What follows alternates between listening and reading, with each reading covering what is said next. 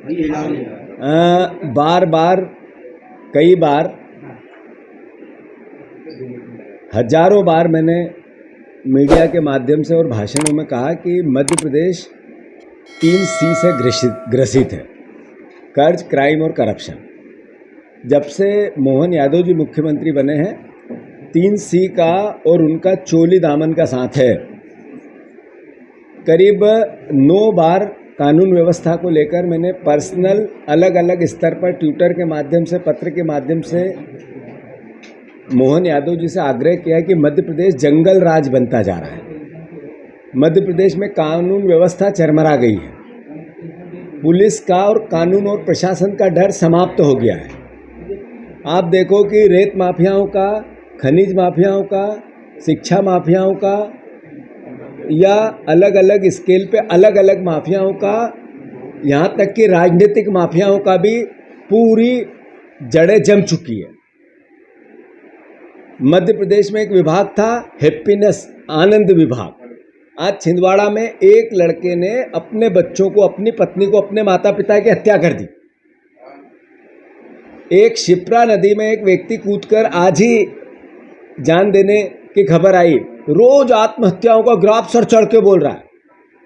क्या हुआ उस हैप्पीनेस का और आनंद विभाग का? क्या स्थिति कर दी घर घर की सरकार ने, इस व्यवस्था ने, नए भारत में नरेंद्र मोदी और भारतीय जनता पार्टी ने। अब आप देखो कि बार बार आग्रह करने के बाद भी ST SC होना एक तरह से अभिशाप हो गया है मध्य प्रदेश में। सबसे बड़ा हमारा आदिवासियों का प्रदेश है। सबसे प्रथम अगर प्रदेश पे हक है किसी का तो आदिवासियों का है, क्योंकि सबसे बड़ी जनसंख्या आदिवासियों की मध्य प्रदेश में।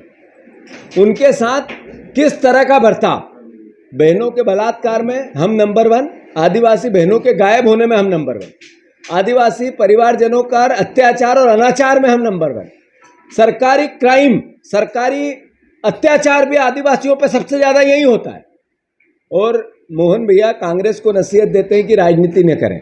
विपक्ष का क्या धर्म है? मोहन भैया से क्लास ले लें इसकी। हम मुख्यमंत्री जी के पास आके ये बता दें कि आप बताओ वो बोलें, आप बताओ वो समझें, आप बताओ वो कहें। आदरणीय मोहन यादव जी, बार बार आग्रह करने के बाद भी आप गंभीर नहीं है कानून व्यवस्था को लेके। कांग्रेस पार्टी सकारात्मक विपक्ष का धर्म निभाएगी। हमने एक नेता प्रतिपक्ष के नेतृत्व में कमेटी गठित कर रहे हैं जो कानून व्यवस्था को लेकर जिस तरह की भयावह स्थिति है मध्य प्रदेश में और जंगल राज का जो टैग लगता जा रहा है, इससे मध्य प्रदेश बचना चाहिए। हमारा दायित्व है, धर्म है। राजनीतिक पक्ष और विपक्ष, कांग्रेस और बीजेपी, सत्ता और विपक्ष अपनी जगह हो सकते हैं, पर प्रदेश हमारा है। और चूंकि प्रदेश हमारा है तो हमारा सबका मिलकर धर्म होता है कि प्रदेश बदनाम न हो। इसका जो टैग लगता जा रहा है जंगल राज का, कानून व्यवस्था का समाप्त होने का, इससे बचे प्रदेश। इसके लिए हम एक सारी 2 महीने की घटनाओं को लेकर एक विस्तृत नोट बनाएंगे, एक वाइट पेपर बनाएंगे और सरकार को, मुख्यमंत्री को इसको कांग्रेस पार्टी कैसे सुधारो उसके सजेशन भी देगी। हम उन लोगों में से नहीं है कि केवल आरोप लगाना और राजनीति के नाम पर रोज आरोप प्रत्यारोप की बात करना। मैंने जब जब भी CM से बात की इस संदर्भ में, ट्विटर के माध्यम से, पत्र के माध्यम से, तो सुझाव के साथ की। कभी नफरत और घृणा और राजनीति की रोटियां सेकने के नाम पे नहीं की। तो आदरणीय मुख्यमंत्री जी, धन्यवाद आपको जो आप उस परिवार से मिलने गए। पर आप जब मिलने गए तो आपने जो ST SC की इस तरह के अत्याचार में जो सरकारी नियम होते हैं उसके हिसाब से उनकी सहायता की। आपने नहीं देखा कि ये राजनीतिक संरक्षण में उनके साथ अत्याचार, अनाचार और हत्याएं हुई है। तो 50-50 लाख रुपए मैंने आज सुबह ही आप जाने के पहले आपको एक पत्र के माध्यम से ओपन आपको टैग करके बोला था कि परिवार की सहायता करें। क्यों? क्योंकि मैं कल गया था, मैंने देखा भयावह स्थिति है परिवारजनों, गरीबी की, महंगाई की।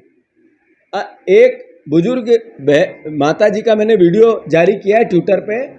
उसने कहा पैसे नहीं थे भेजने के जब उसकी लाश पड़ी थी, तो मेरे पास 2000 रुपये किसी से लेके उस वीडियो में है। मतलब आर्थिक तंगी कितनी भयंकर है। 2000 रुपये के लिए उस परिवार में या ऐसे परिवारजनों में त्राई त्राई है बुंदेलखंड के ST SC के हमारे परिवारजन। महंगाई की इस मार की यातनाएं अत्यधिक झेल रहे हैं। तो मैं फिर से मोहन भैया, उनकी मुख्यमंत्री जी, आप 50-50 लाख रुपए देके सहायता मृतकों की करनी चाहिए आपको, धर्म है आपका, दायित्व है। जहाँ तक कानून व्यवस्था को लेके आप बिल्कुल गंभीर नहीं हो, आपकी सरकार भी नहीं। कांग्रेस पार्टी सकारात्मक सुझाव आपको देगी। हम नेता प्रतिपक्ष जी से मेरा अभी चर्चा हुई है फ़ोन पे, वो मोहन यादव जी से समय मांगेंगे और कांग्रेस का प्रतिनिधिमंडल मिलकर उनको कानून व्यवस्था कैसे सुधरे इसका सुझाव देगी। और ST SC के जितने हमारे MLA हैं, उस जो हम कमेटी गठित कर रहे हैं उसमें उसको उनको इन्वॉल्व किया जाएगा, लिस्ट जारी कर देंगे। पर कुल मिला के जैसा मैंने कहा 3C के मुख्यमंत्री।